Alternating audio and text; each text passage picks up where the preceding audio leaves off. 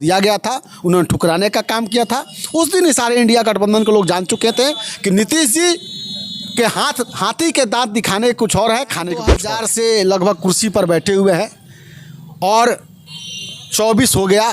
24 सालों में 9 बार मुख्यमंत्री की कुर्सी को शपथ ग्रहण 9वीं बार ले बिहार में आने वाले हैं, उनका बिहार यात्रा शुरू होने वाला है। इसी दौर में बिहार सरकार में उलटफेर की संभावना बनती दिख रही है, तो उस पर आप क्या कहना चाहेंगे? देखिए, ये तो सियासत है, राजनीतिक है और दौरा से कोई मायने फ़र्क नहीं पड़ता है। राहुल गांधी जी की यात्रा जहाँ से शुरू हुई मणिपुर से, वहाँ भी बीजेपी की सरकार है। अगर मान लीजिए कि वहाँ सरकार पलट जाती, वहाँ सरकार बन जाती, मणिपुर के विधायकों का भी कहना है कि हम समर्थन दे सकते हैं अगर कांग्रेस वहाँ प्रस्ताव देती है तो, लेकिन हम लोकतंत्र की हत्या नहीं करना चाहते हैं।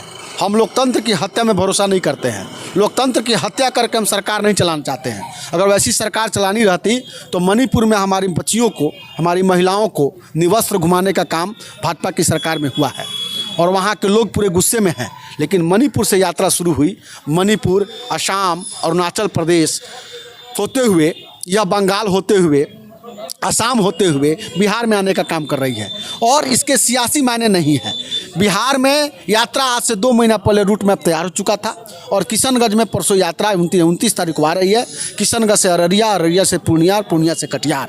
आज इस रखने का कार्यक्रम करने का कारण यह है कि कल जो है यहाँ से सुबह 8 से 9 बजे हम यात्रा अपना निकाल रहे हैं और यहाँ से लगभग दर्जनों कार्यकर्ता जो हैं किशनगंज के लिए कूच करेंगे और राहुल गांधी जी के साथ कदम से कदम मिलाकर चलने का हम काम करेंगे। क्या बिहार में आप लोग जो भी कार्यकर्ता है वो कदम से कदम मिला के आज भी चलने के लिए, क्योंकि उनको ये भी कहीं डर भी तो लग रहा होगा क्योंकि हमारी सरकार थी और आज आने वाले हैं कल, उससे 1 दिन 2 दिन पहले मेरी सरकार यहाँ से टूट गई। देखिए, सबसे बड़ी बात है कि राहुल गांधी अगर ये सोचते या कांग्रेस का कार्यकर्ता सोचता तो राहुल गांधी की सदस्यता गई थी और राहुल गांधी सदस्यता इसलिए गई थी कि उन्होंने मोदी सरनेम को चोर कहने का काम किया था और मोदी ने उसको दिल पे ले लिया था कि हम ही को चोर कह दिए हैं।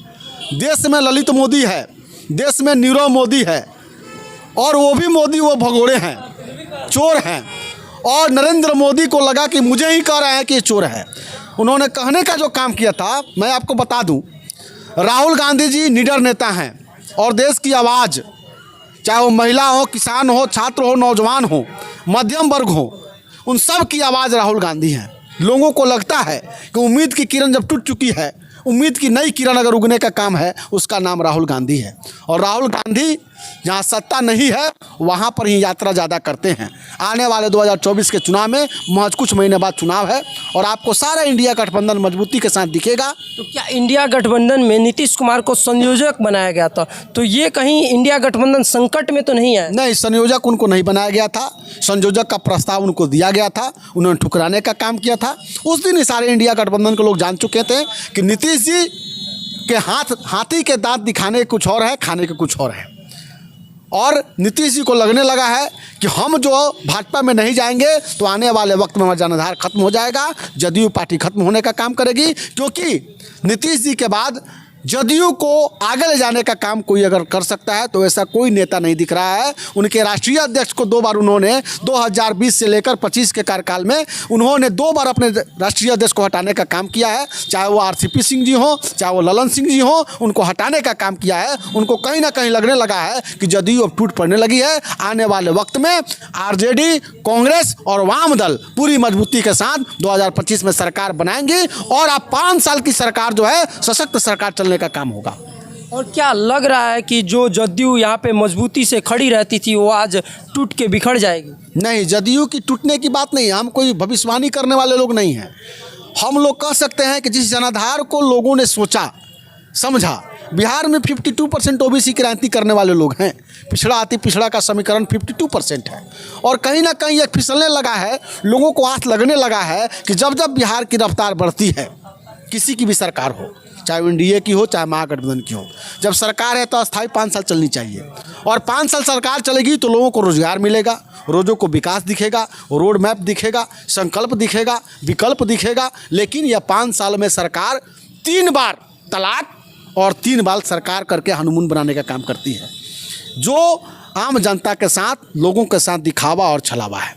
क्योंकि हर राज्य में देखा जाता है कि बारात एक बार निकलता है, चुनाव एक बार होता है, कि कोई मुख्यमंत्री एक बार बनता है, यहाँ बार बार बदलते रहते हैं और वहीं दूल्हे वहीं रहते हैं, सिर्फ शोभलिया को बदला जाता है। देखिए नीतीश जी जो हैं 2000 से लगभग कुर्सी पर बैठे हुए हैं और 24 हो गया, 24 सालों में 9 बार मुख्यमंत्री की कुर्सी को शपथ ग्रहण 9वीं बार लेने जा रहे हैं। मैं नहीं कह रहा हूँ ले रहे हैं, लेने जा रहे हैं। और मैं आपको एक मीडिया के माध्यम से एक और बड़ा खुलासा करना चाहता हूँ कि नीतीश कुमार ने कभी चुनाव नहीं लड़ा है। विधानसभा का चुनाव लड़के कभी उन्होंने विधायक नहीं बना, और विधायक बनना होगा तो जनता के बीच में पहले जाना होगा। बार बार जनादेश का, लोकतंत्र का ये जो गला घोट रहे हैं, एक बार चुनाव में जाकर देखें और जनता इनको हंसरे और सबक दिखाने का भी काम करेगी। चलिए, हमारे चैनल में आपने अपना कीमती समय दिया, इसके लिए धन्यवाद। इसके लिए बहुत बहुत धन्यवाद और शुक्रिया। धन्यवाद।